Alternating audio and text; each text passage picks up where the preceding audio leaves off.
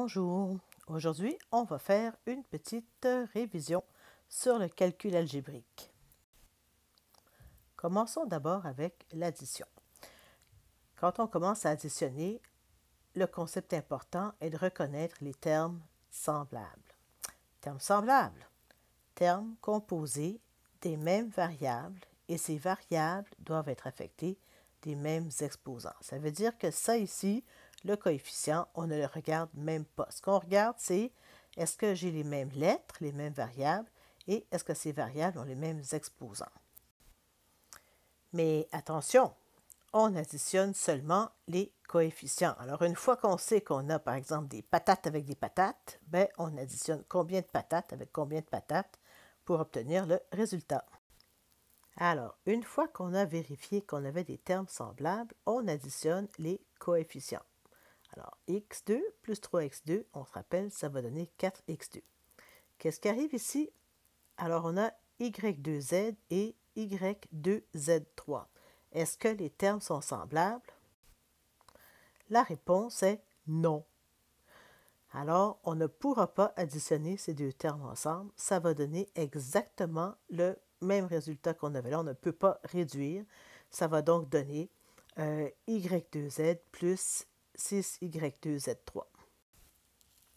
Conclusion, en addition, c'est primordial de vérifier si on a des termes semblables.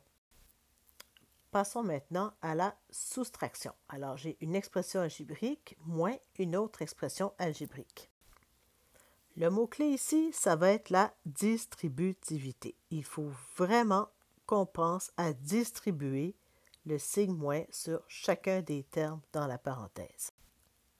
Une distributivité mal appliquée est souvent source d'erreur. Alors ici, j'ai moins qui multiplie x, ça fait moins x, et ensuite j'ai moins 3y. La soustraction fait changer le signe de chacun des termes dans la parenthèse. Alors, j'avais x moins 3y. Je me retrouve avec moins x plus 3y. Après ça, tout ce qu'il nous reste à faire, c'est additionner nos termes semblables ensemble. Alors, mes termes en x ensemble, mes termes en y ensemble, et voilà. Alors, c'est pas difficile, la soustraction, mais c'est vraiment une source d'erreur. Donc, le truc pour ne pas faire d'erreur, c'est de toujours penser à distribuer le signe moins sur les termes de la parenthèse qui suit le signe de la soustraction. Toujours distribuer le signe moins. Parlons maintenant de la multiplication. Alors, la multiplication, c'est encore un problème de distributivité. On doit distribuer la multiplication de ce terme sur chacun des termes dans la parenthèse. Alors ici, moins 3x multiplie 6xy moins 4x2.